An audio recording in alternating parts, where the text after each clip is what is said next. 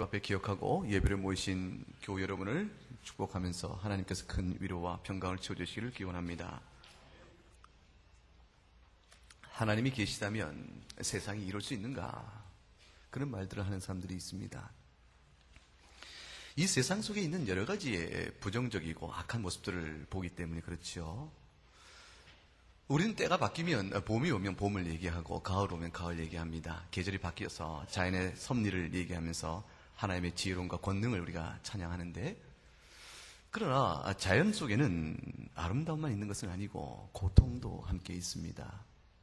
우리가 TV를 통해서 알지만 디스커버리 채널이라든가 내셔널 지오그래피, 동물의 왕국 어릴 때 봤던 그런 것만 보더라도 동물들 세계 속에 삶과 죽음이 교차되고 있는 먹이사슬의 관계들, 약육 강식, 이렇게 요즘 상황을 보게 되어지면 삶에 대한 아름다움에 대한 가슴 벅찬 일들이 죽음의 피부림 때문에 금방 인상을 찌푸려지고 고개를 돌리고 채널을 바꾸기도 합니다.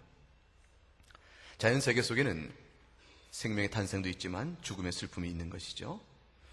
인간의 삶도 마찬가지죠. 우리가 살아가는 이 세상 속에 살인과 간음과 사기와 억압과 폭력으로 얼룩진 슬픔의 모습들은 우리의 그림자처럼 늘 생활 속에 함께 묻어져 있습니다. 자연의 재앙도 그렇고 지진이나 기근이나 홍수는 우리를 늘 우리의 삶을 돕기보다는 위협하는 그런 일들이 있는 것이죠. 요즘 한창 신종 인플루엔자 때문에 얼마나 사회적인 공포가 있습니까? 이상한 일이죠. 다 치유되고 넉넉히 그런 질병에 우리가 감당하지 못할 힘이 없을 것 같은데, 그러나 사람들이 죽어갑니다. 그리고 언제 어느 때 그 위험이 나한테 다가올지 몰라서 우리 마음에 공포심이 있기도 합니다. 오늘 장로님 기도 중에도 기도하였지만 가정이 무너져가는 아픔들은 우리 곳곳에서 점점 기승을 부리고 있음을 우리가 알 수 있죠. 사회적 살아가는 이 환경이 그렇게 아름답고 편안하고 좋지만은 않습니다. 어렸을 때는 부모의 슬하에 있어서 필요를 다 공급받고 사니까 행복했지만 조금만 자라게 되어지면, 즉 학교라는 어떤 집단에 가게 되어지면 이내 경험하는 것이 무엇입니까? 사회적이죠. 사회의 아픔이죠. 거기 어렸을 때부터 쭉 추억해보게 되면 짝꿍과 또는 교실 안에서 이런 인간관계 안에서 얼마나 많이 울고 엄마 아빠한테 얘기를 했고 이미 경험하는 것입니다. 사회의 환경이 우리의 삶에 그렇게 편안하고 평강을 보장해주지 못하고 있다. 그렇다면 이런 슬픔과 이런 아픔들, 말할 수 없는 다양한 것들을 생각할 때 과연 하나님이 선하시고 하나님의 능력으로 우리를 붙드시는가? 그런 생각을 하는 것이죠. 하나님이 선하시고 아름다우시고 능력 있고 지혜로우시면 이 세상을 어찌 이렇게 만드셨겠는가? 그러므로 우리는 하나님에 대해서 굉장히 회의적이라 보이지도 않을 뿐더러 일의 결과를 뒤집어 보게 되면, 양지를 보면 하나님이 계신 것 같기도 하는데 뒤집어 보게 되면 음지를 보면 하나님이 안 계신 것에 대한 반증이 아니냐, 이런 생각을 하면서 하나님이 계시다면 아무래도 세상은 이런 것 같지 않다, 이렇게 얘기들도 하는 사람이 있습니다.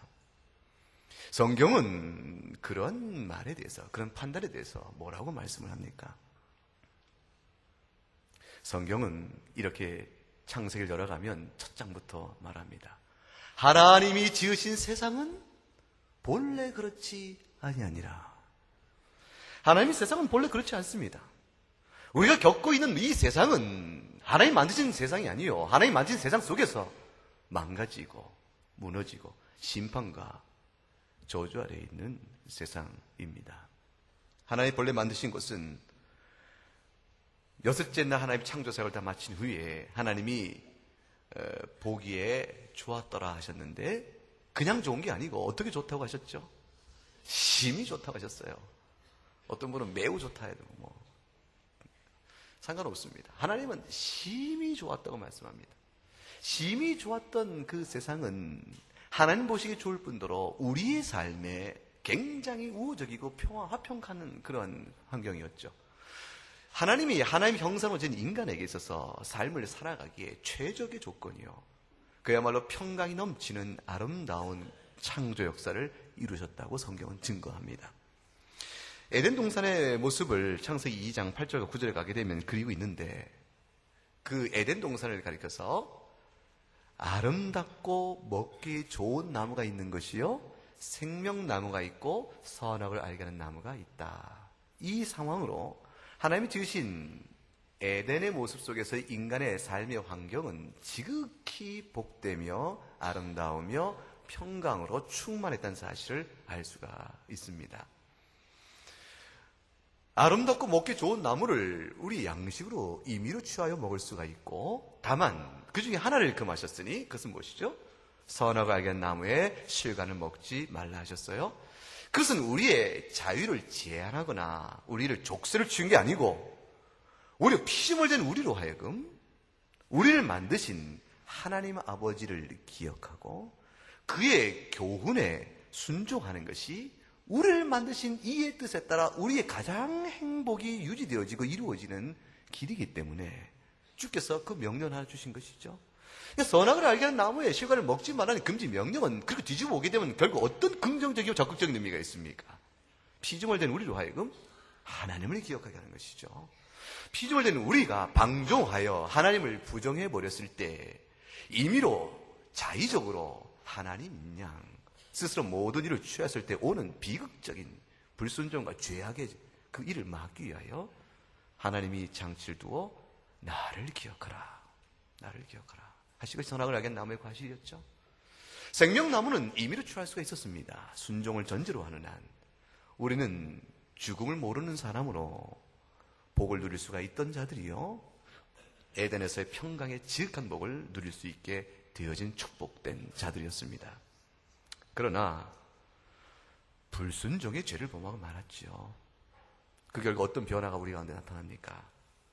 낙원에서 쫓겨나게 되어집니다. 결국 낙원에 쫓겨난 것은 기쁨을 잃어버린 것이니까 슬픔이 오는 것이고, 지배적인 환경의 속성이 본질이 슬픔이 되고 고난이 된 것이요, 질고가 된 것이요, 환난이 되고 만 것입니다. 우리의 환경이 우리의 삶을 조여올 뿐 아니라 우리 안에서 부패한 심령이 죄를 생산해 나가는 안팎으로 비참한 처지에 놓이게 된 것입니다. 비참한 처지에 놓이게 된 단적인 사례를 타락하여 애들 쫓겨나자마자 주께서 보여주신 현상이 무엇입니까? 우리의 삶 속에 드러난 현상이 형이 아우를 죽이는 사건이었어요. 그게 그 유명한 카인과 아벨이요. 얼마 전까지 여러분이 봤던 미니시리즈에 맞나? 연속극의 그 제목이기도 한 것이죠. 카인이 아벨을 죽입니다. 왜 죽입니까?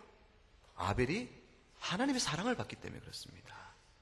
하나님의 사랑을 받자 시기와 질투가 부패한 성품에 드러나니까 하나님을 향하여 그를 사랑하는 죽임으로 인해서 하나님을 마음에 미워하는 자기의 분노를 표출합니다.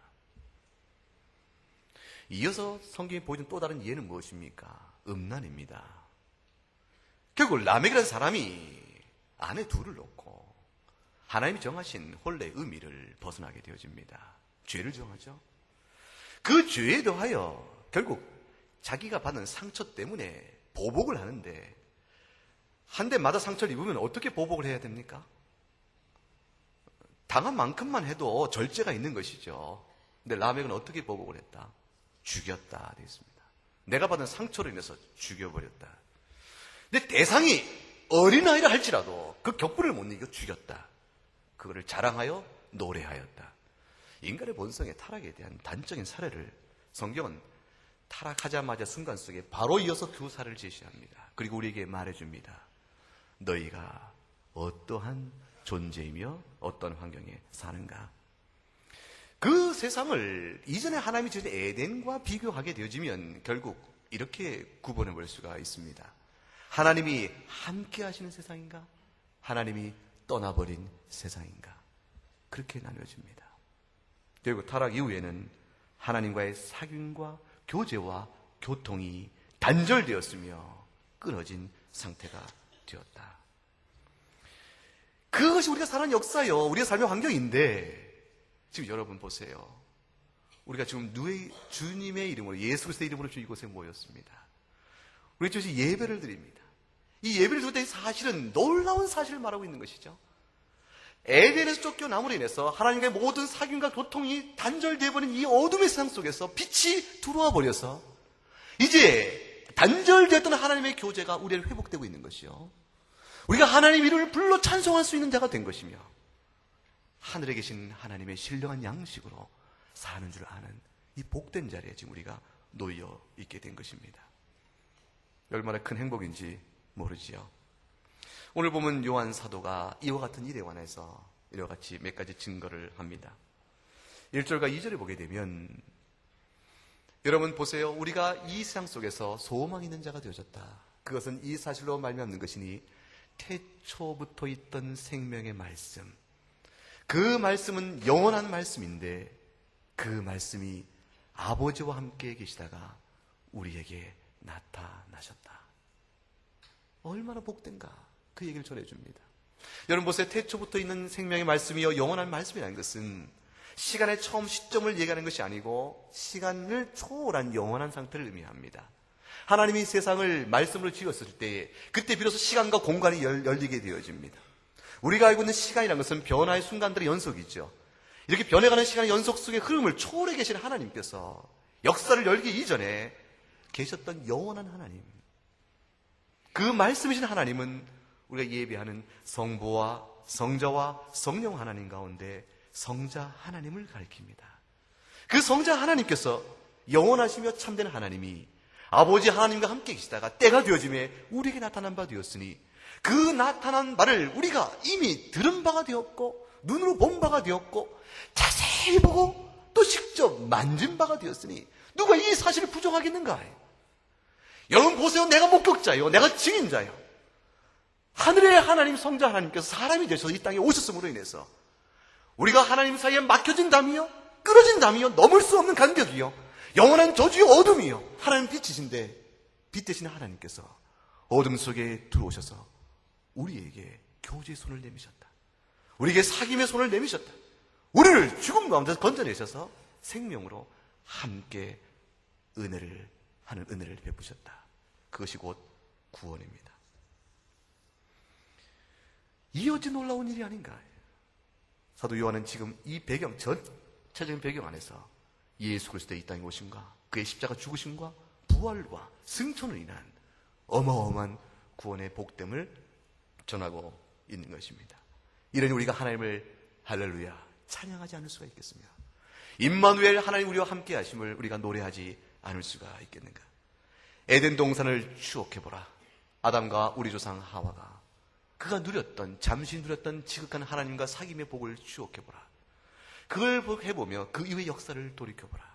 오늘 우리에게 미쳐진 그리스도로 말미암는 하나님과 사귐의 회복이 이 얼마나 놀라운가. 사도 요한은 그와 관련해서 3절과 4절에서 결국 우리에게 세 가지 자신이 복음을 전하는 목적을 설명합니다. 첫째는 내가 이 복음을 너에게 전하노니, 예수 그리스도의 탄생과 그의 죽으심과 부활을 내가 너에게 전하노니 이걸로 인하여 나는 너에게 말하노니 우리와 함께 사귀자. 성도의 사귐을 목적으로 복음을 전한다고 말합니다. 복음을 전하는 것은 개개인이 홀로 남게 하는 것이 아니요 서로 모여 하나가 되게 합니다. 두 번째는 이 사실로 인해서, 복음의 사실로 인해서 하나님 아버지와 그 아들 예수 그리스도와 우리가 사귈 수 있기를 원한다고 말합니다. 세 번째는 그 모든 일로 인해서 우리의 기쁨이 충만하게 되기를 원한다고 말합니다. 여러분 보세요. 예수 그리스도로 말미암아 구원을 입은 각각의 우리는 홀로 서 있도록 되어 있는 자들이 아닙니다. 우리는 불러내어서 서로 사귐 있게 하는 것이죠. 자, 우리가 복음을 전도합니다. 믿지 않는 자에게 복음을 전도하고 우리가 뭐라고 얘기하죠? 주 예수를 믿으시기 바랍니다. 예수 그리스도 안에 생명이 있습니다. 그 말을 한 다음에 이어서 뭐라고 말합니까? 교회에 나오세요. 함께 예배하시자고요. 함께 영적 친교를 나누고 우리가 하나님께 함께 신앙의 순례를 걸어가도록 하십시다. 우리가 교회로 교제를 초청해 냅니다. 왜 그렇습니까?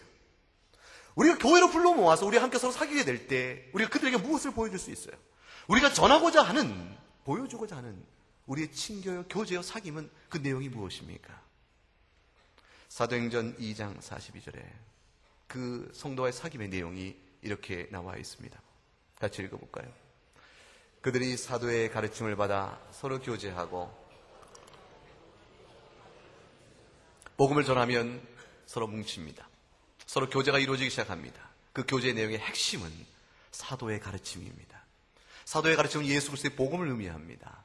성경에 기록된 바대로 우리가 복음을 나누어 가르치며 성경 말씀을 나누게 되어집니다. 교회에 나오시면 영적 친교가 이루어지기 시작합니다. 교회에 나오시면 하나님의 음성을 듣습니다. 교회에 나오시면 주의 성경 말씀을 통하여 우리에게 향한 하나님의 하나님 되심과 우리 존재의 됨을 드러내시면서 복음의 복음됨에 그 영적 부유함의 아름다운 숭고한 거룩한 진리를 우리에게 풍성히 드러내주기 시작합니다. 그 말씀 앞에 우리 내면 안에 영적 문제가 해결되기 시작합니다. 우리의 삶의 교훈을 받아가기 시작합니다. 우리가 변화되기 시작합니다. 변화된 모든 모습은 나 혼자의 것이 아니죠. 성령 하나님께서 내게 베푸신 일이므로 이것은 서로 지체에 있는 우리 교회를 위한 일이 되므로 나에게 역사하신 성령의 은혜를 지체끼리 서로 나누게 되어집니다. 교제가 있게 되어집니다. 영적 친교가 있게 되어지는 것이죠.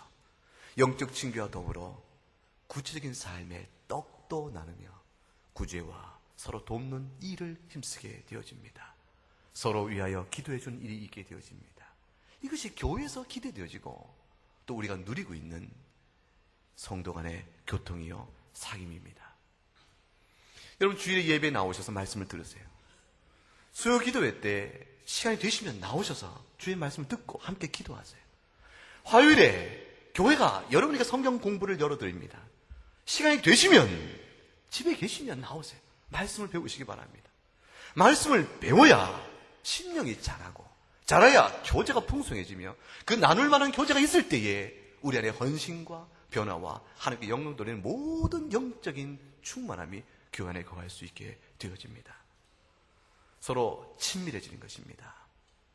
서로 친밀한 것이요 서로의 믿음과 뜻을 함께하고 복음적 사상으로 무장하며 물질과 시간과 은사를 함께 나누는 아름다운 삶을 교회를 통해 이루게 되어집니다. 교회를 통해 이루어지는 이 복음의 아름다움의 열매들은요 세상에서 즐거운 다른 모임과는 사뭇 다르지요. 왜 그렇습니까? 우리의 모임 자체가 궁극적인 목적이거나 절대이지 않기 때문에 그렇습니다. 우리가 산악회로 모입니다. 우리 교회는 토요일 날 산악을 하는데 산악회 모였으면 다 주일날 가죠. 새벽부터 부산을 떨면서 종일 갔다 옵니다. 몸에는 건강할 것이고 육신이 건강하니까 내려와서 함께 저녁 식사 나누고 즐거운 시간대를 갖겠죠. 세상의 일은 다 그렇습니다. 여러분이 어떤 이름으로 모이든 그 모임은 그 자체로 사람과 사람 사이의 교제가 목적이요 절대입니다. 근데 교회는 우리가 우리를 서로 사귀면서 그걸로 머물지 않습니다. 성도 사귐의 근본이 있습니다. 우리의 교제를 가능케 하는 궁극적인 이유가 있죠. 그것이 무엇입니까? 하나님 아버지와 주 예수 그리스도의 사귐이요 성령 안에서의 교통입니다. 즉 사도 요한이 지금 말한 것처럼 내가 너에게 내가 보고 들은 바를 전하는 것은 우리와 함께 사귀자고 내가 요청하는 것이요 우리가 함께 사귀는 것은 우리의 사귐으로 끝나는 것이 아니라 하나님 아버지와 주 예수 그리스도와 사귀는 것이라. 요한계시록 3장 20절에 보게 되면 우리가 잘 아는 말씀이 나옵니다. 한번 보세요. 같이 읽어보죠. 볼지어다 내가 문 밖에 서서 두드리노니 누구든지 내 음성을 듣고 그는 나와 더불어 먹으리라. 그와 더불어 먹고 그는 나와 더불어 먹으리라. 그걸 두 자로 얘기하면 뭘 하자는 것이죠? 교제하자는 것이죠. 사귀자는 것이죠. 함께 교통하고 정을 나누자는 것이죠. 주님이 이것을 위해서 문 밖에서 두드린다고 그래요. 얼마나 애타는 심정으로 기다리고 계신 것이. 두드리는데 응답을 안 합니다. 응답을 안 하니 예수님이 안타까움으로 이 말씀을 주고 계신 것이에요. 이 말씀을 받은 교회가 있습니다. 이 말씀을 받은 교회는 라오디게아 교회입니다. 여러분 계시록에 나오는 라오디게아 교회가 어떤 영적 형편인지 아세요? 계시록 3장 14절에 가면 주님이 아멘이요 증인이요 창조의 근본이시요 결국 창조 하나님이신 그 예수 그리스도께서 라오디아 교회에게 말하기를 16, 17절에 이렇게 말씀합니다. 네가 미지근하여 뜨겁지도 않고 차지도 않다. 뜨겁던가 차든가 영적인 성격이 분명히 있어야 하는데 미지근해버리니 내가 너를 어찌할꼬. 네가 말하기를 그런데 자신이 부유하다고 말하고 부자라고 말한다. 부족한 것이 없다고 말한다. 이것이야말로 탁하도다라는 것입니다. 왜냐하면 자기는 자기를 가리켜서 부유하다 부자라 말하는데 하나님 보실 때는 어떤 거예요? 그리스도께서 보실 때는 어떠한 형편에 놓여 있어요? 그가 곤고하며 그가 가련하며 그가 가난하며 그가 눈이 멀었으며 벌거벗은 형편인 것을 알지 못한다는 것입니다. 모든 게 다 영적인 것이죠. 그리스도께서 보실 때는, 하나님 보실 때는 우리와 친교를 하기 원하시고 각별히 사귐을 갖기 원하시는데 도무지 영적인 관심이 없는 거예요. 영적인 관심이 없어서 자신의 영적 형편이 곤고하고 황폐한 줄 알지 못한 채 자기의 본래 심성대로 임의로 살면서 신앙의 생활을 자기 마음대로 하면서도 자기가 하나님 보실 때 어떤 형편이 도무지 성찰이 없는 것입니다. 영적 반성이요 성찰이 없는 것이죠. 그러니 주의 말씀을 들려줘도 듣지 못하는 귀머거리가 된 것이고, 하나님께서 인생 살아가는 삶의 형편 속에서 각종의 섭리로 인도함과 사인을 보내줘도 보지를 못하는 것입니다. 인간관계에 어려움이 생겨요. 하나님이 지금 말씀하고 있는 것이죠. 신앙의 인내를 교훈하셔서 거룩한 열매를 맺게 하시거나, 아니면 인간관계 안에서 자신의 모난 것을 보게 하시거나, 하나님 분명히 무엇인가 사인을 주고 있는 것이죠. 사업에 어려움이 생길 때도 주님이 사인을 주고 계신 것이죠. 사업이 흥할 때도, 요즘 같으면 정말 살만 난다 싶을 때도 하나님이 말씀을 주고 계신 것이죠. 사나 죽으나 다 우리가 주 안에 살기 때문에 하나님은 우리를 극진히 사랑하셔서 교통하기를 원합니다. 교통을 원해서 우리 삶을 인도하시는데 못 보는 것입니다. 눈이 멀어 있는 것이죠. 자기 생각대로만 살아가는 것이에요. 그런데도 스스로 자신은 부유하다고 말합니다. 하나님 보실 때는 벌거벗은 자의 수치스러움이 드러나는데 그는 비단 옷을 입고 있다고 위세를 떨게 되는 것입니다. 하나님이 라오디아 교회의 그 영적 형편을 지극히 아파하셨어요. 마음에 상함을 가지셨죠. 주께서 그래서 19절에 이렇게 말씀합니다. 내가 너를 사랑한다. 내가 너를 사랑하여 말하노니, 내가 너를 사랑하여 책망하고 엄히 말하노니 열심을 내라, 회개하라. 주께서 말씀하는 겁니다. 그대로 있겠냐? 육신의 삶에 쪄들어서 흔들흔들대면서 마음 상해 영혼은 방황하면서도 왜 말씀을 배우고 찬송하며 기도하며 하나님의 위로와 하나님의 지혜와 교훈 앞에 서기를 게을리하는가? 주께서 말씀하시는 것이죠. 그래서 이 말씀의 뜻을 3장 20절에 이렇게 담아 계시죠. 볼지어라 내가 너의 심령 바깥에서 얼마나 오래 서서 기다렸느냐. 내가 너의 마음을 두들기를 얼마나 많은 시간 동안 두들기를 기다려왔느냐. 네가 내 음성 듣고 네 마음의 문을 열고 나를 부르면 내가 너와 교제하기를 원하는데.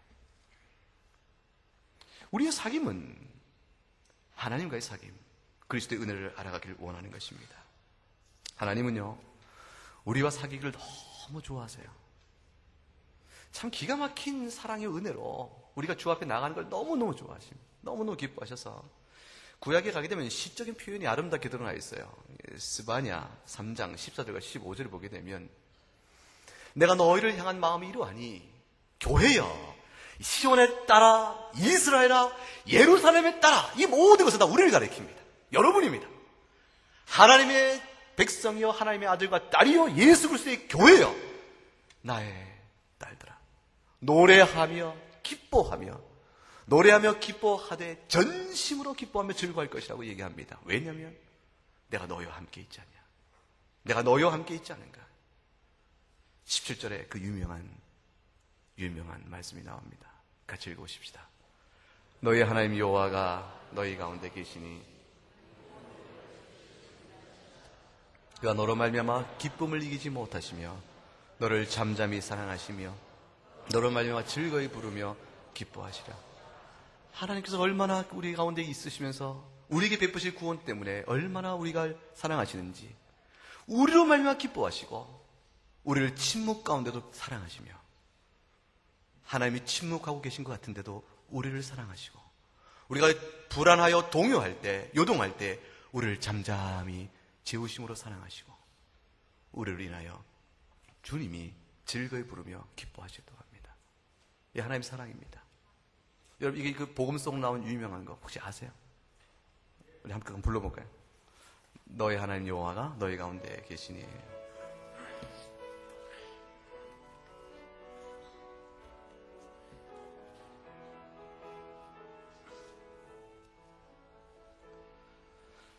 너의 하나님 여호와가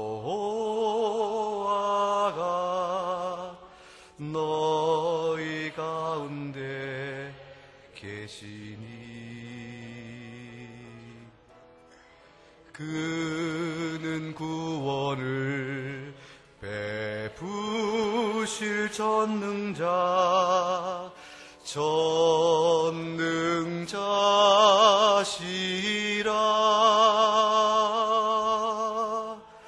그가 너로 인하여 기쁨을 이기지 못하시며 너를 잠잠히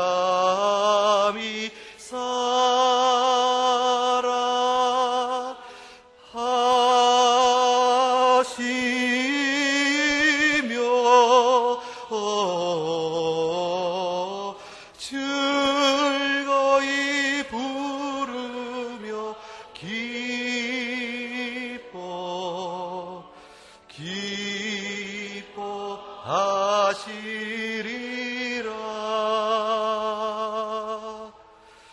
즐거이 부르며 기뻐하시리라.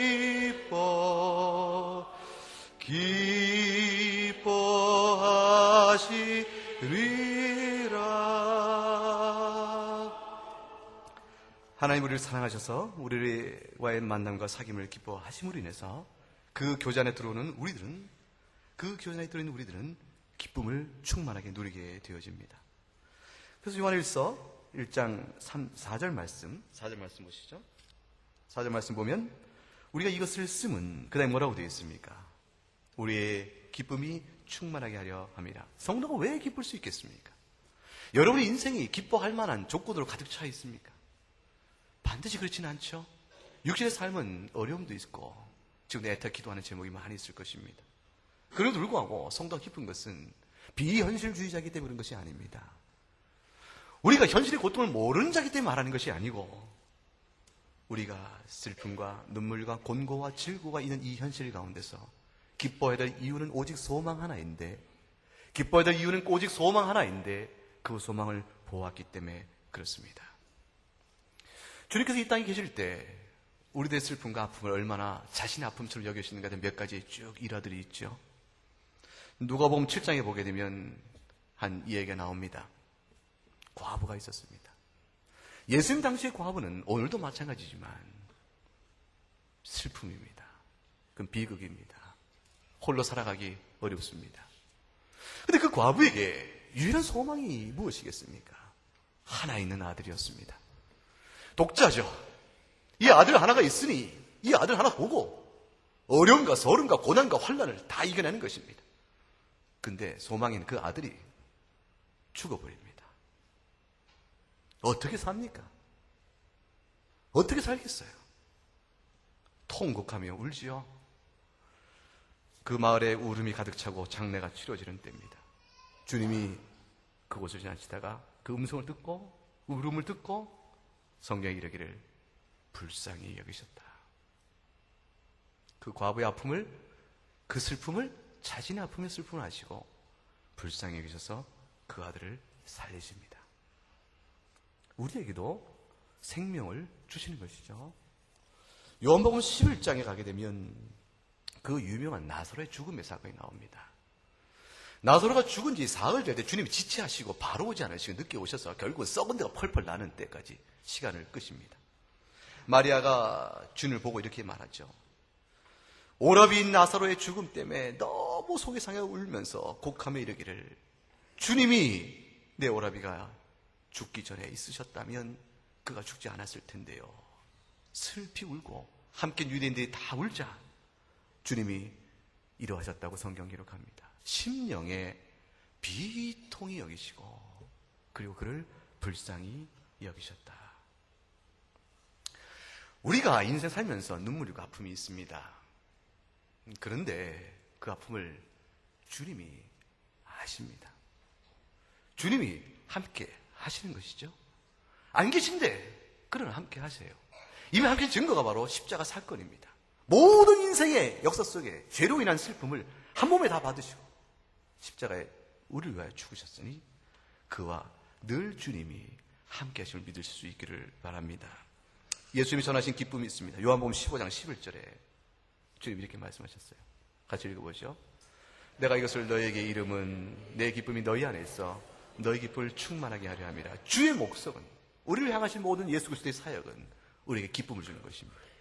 기쁨을 너에게 충만하게 원하노라. 하지만 주님은 지금 안 계시지 않은가? 내가 나 인생의 과부였어. 주님을 만났으면 나도 기쁨을 누릴 수 있을 터인데 주님은 지금은 안 계시지 않은가? 하늘에 계신 주님 보이지도 않는데 오랜 기도에도 응답하지 않고 침묵하시는 주님이신데 이게 다 지난 이야기요. 성경 이야기일 뿐이라. 주님은 우리에게 소망을 보게 하시죠. 근심하지 마라. 내가 너희와 함께 있을 것이요. 그 다시 올 그 약속까지 말씀해 주고 계시잖아요. 요한복음 16장 22절 24절에 너희가 지금은 근심할 것이지만 내가 너희를 다시 볼 것이요 너희 마음이 기쁘게 될 것이라. 너희 기쁨이 충만하게 될 것이라. 무엇이든지 23절 아버지께 구하는 것은 내 이름으로 너희가 구하면 내가 주리라. 기도함으로 하나님이 우리와 함께 계심을 알 수 있게 하고 계신 것입니다. 삶의 고통과 눈물과 힘들어도 주의 교훈의 말씀 앞에 정직히 서며 정직한 교회의 말씀에 서서 하늘의 소망을 바라보고 기도하며 나아가라.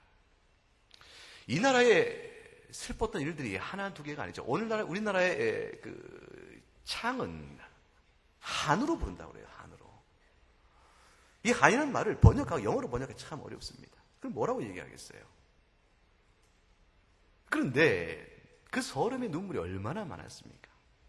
지금도 진행되고 있는 비참한 슬픔과 죄의 즐거의 역사 속에 하나님이 그리스도의 복음으로 우리를 드러내셔서 우리를 기쁨을 충만케 하는 은혜의 역사가 얼마나 계속되고 있는지.